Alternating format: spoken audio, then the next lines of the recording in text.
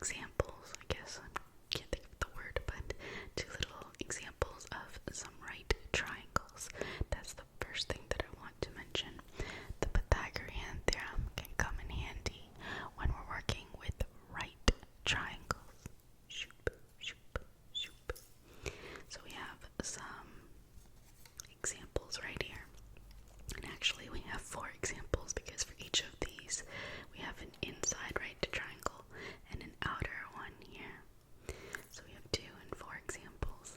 But for today, I'm just going to focus on using the outside edges because they are crisper and the inner ones kind of have this curved bit here.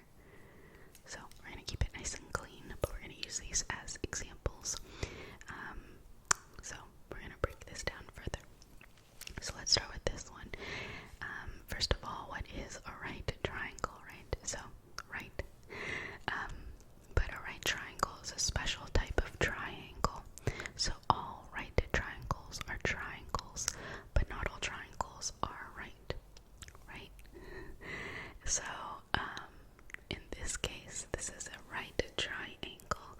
It's a triangle because we have 3 sides here, 3 vertices, so 1, 2, 3 points. I know this might be a little hard to see, but I hope that you get the idea. So we have 3 points here. So basically, if we were playing connect the dots, we would have 3 separate dots, and then we'd connect them. So we have 3 sides, 3 vertices, and 3 angles. Triangle. So 3 interior angles. Shoop, shoop. So the angles are basically these spaces between these 2 edges. Not the area space, but that's what gets formed. An angle is formed from these 2. Now, when we're learning this in geometry, we want to be a little more specific than that, just a little more detailed than that. So, and a little more precise. So in geometry, an angle is actually created with 2 rays. So rays are basically these objects that go off in one direction infinitely. So you have an initial point and then it goes off infinitely. So if I say this is an angle here, actually what I mean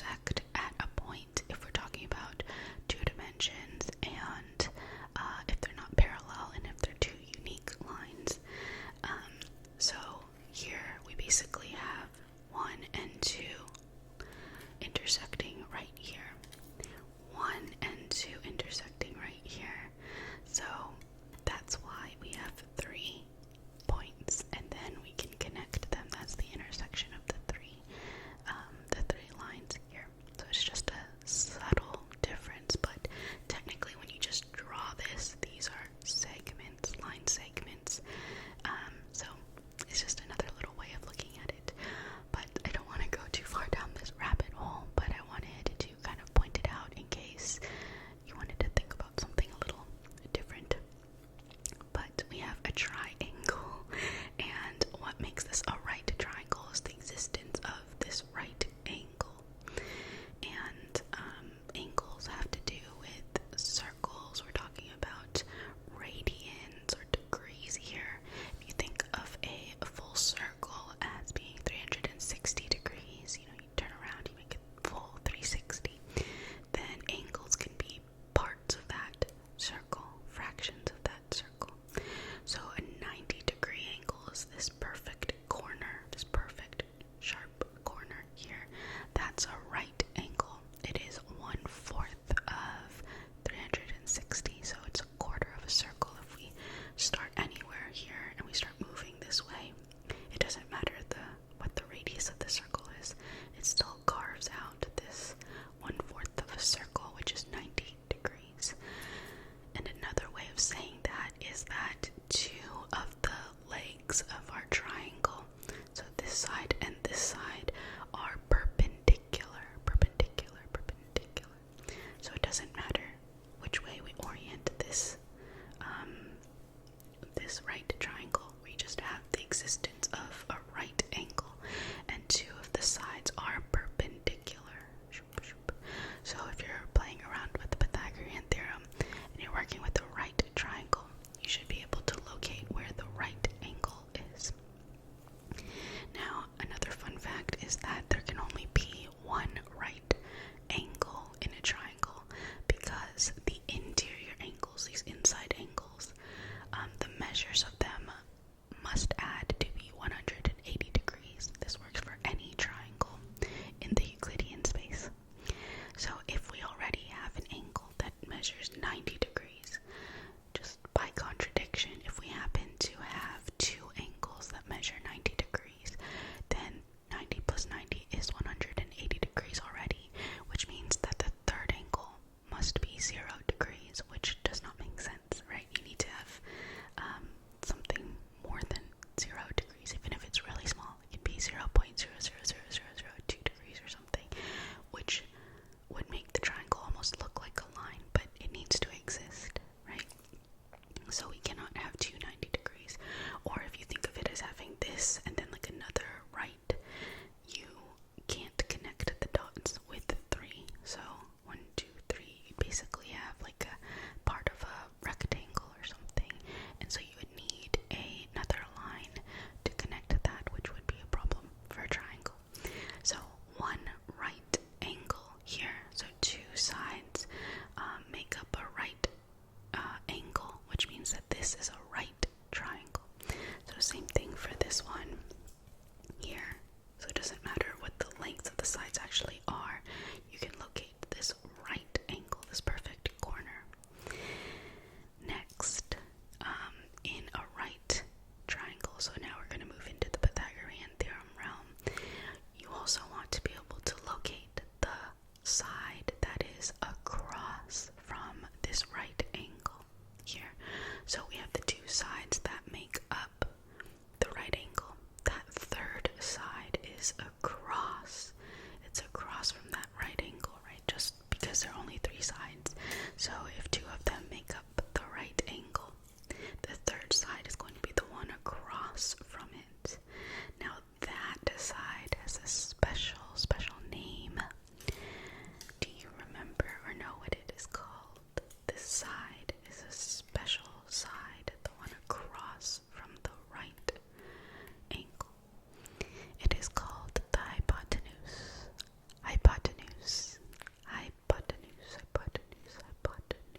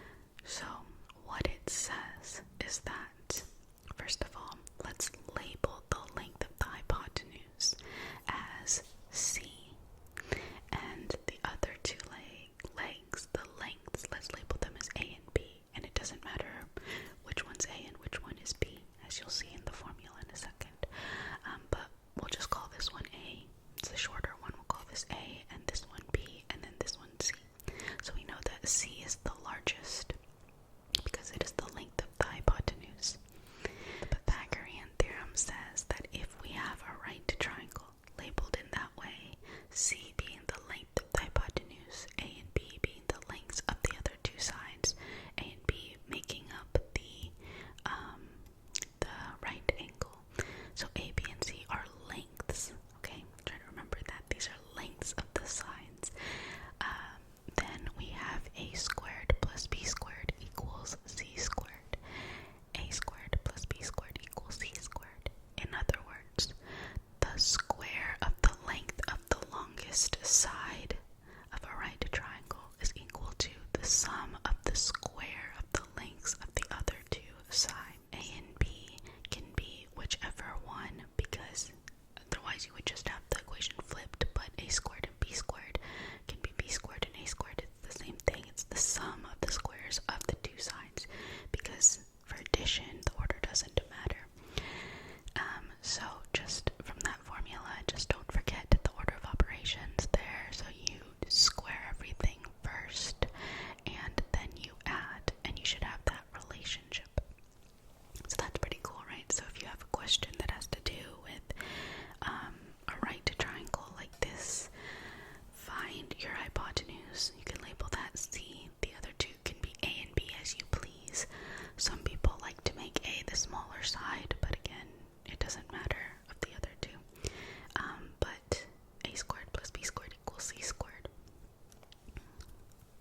Cool, right? And so the proof, well, there's a lot of different ways you can prove this, but just something that comes to mind is that you can use the law of cosines and just use an angle of 90 degrees for the right angle, and cosine of 90 degrees is 0, so it just cancels out. That's a very straightforward proof, but a more fun one is to do this geometrically, which is by, if you label this still A, B, and C, where C is this hypotenuse, if you draw out actual squares, so if you kind of draw out a square that touches this side, so if this has length C, then you have a square C by C that sticks out of this, and then let's say this is A, and you make an A by A square that sticks out of this, and then a B by B square that sticks out of this. The areas of those squares are literally going to be A squared, B squared, and C squared, because the area of a square, a C by C square, is C times C, which is C squared. So squared means to just take your number and multiply it by itself. So you can actually geometrically show that the areas here line up. So the area of this A by A square plus the area of the B by B square is equal to the area of the C by C squared, and you can play around with that geometrically. And maybe we'll do that as a little exercise here later on in another video, but that's another pretty common way to prove this. And let's see, what else should we say about this? Okay, so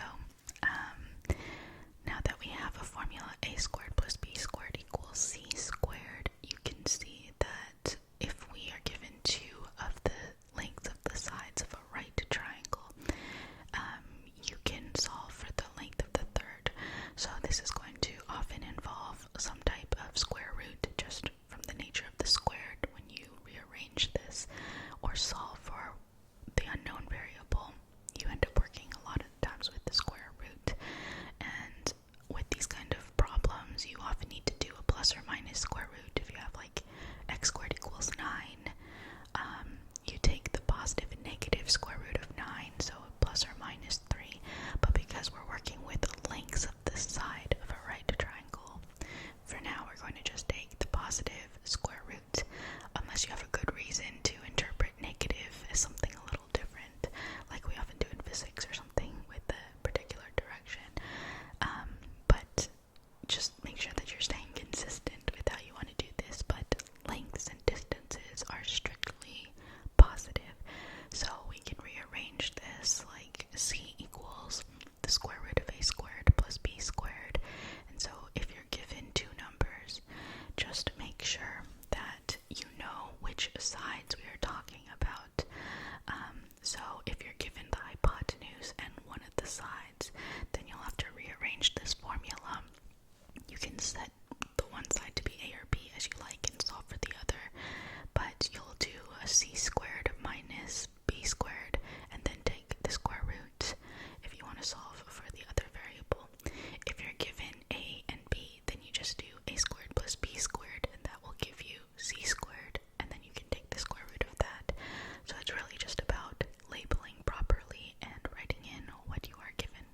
Okay, so since this has to do with square roots, most of the time we're dealing with irrational numbers and not so pretty and nice numbers, but that's okay. That's kind of the whole point, is instead of measuring with the ruler, instead of measuring lengths with the ruler, which can, result in human error and kind of hard to do, it can make it kind of hard to be really super precise using just these little tick marks. With whole number lengths of sides, it's much easier to see, but we can actually find lengths of sides when we have stuff like 2.058 and 4.193 or something like that. We can use the Pythagorean theorem with that and a calculator to figure that out, which is pretty cool. It gives us an exact answer without having to measure the third one. But there are some cool cases where the numbers actually work out very nicely, and we get all whole number lengths of sides, and that is what we would call a Pythagorean triple. So if we have the relationship of a squared plus b squared equals c squared, then and a, b, and c are all integers and positive integers at that, right? Then we have a Pythagorean triple. Now I do have a little list of some Pythagorean triples here that I thought would be kind of fun to read out and whisper to you. But before we do that, I also wanted to mention that the converse of the Pythagorean theorem also holds, and that means that if we have a, b, and c, so values for a, b, and c that have this relationship, a squared plus b squared equals c squared, and they're meant to be the lengths of a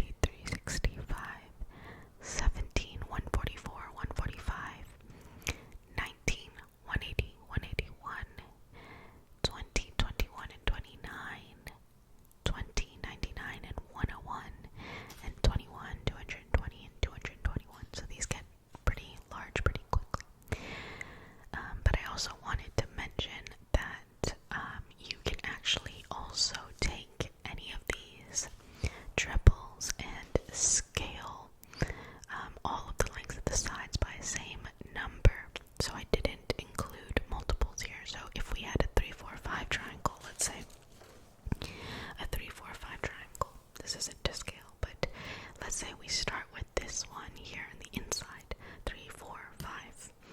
If we multiply the lengths of each of the sides by 2, let's say, so 3 times 2 is 6, 4 times 2 is 8, 5 times 2 is 10, so an 8, 6, 8, 10 triangle is also right. It's a similar triangle, which is a concept from geometry, but it's also right. So we can take any of these ones and multiply by a constant number, and it will also be right in a Pythagorean triple. So we could take a 3, 4, 5, multiply it by 10, let's say, so 30, 40, 50, that is also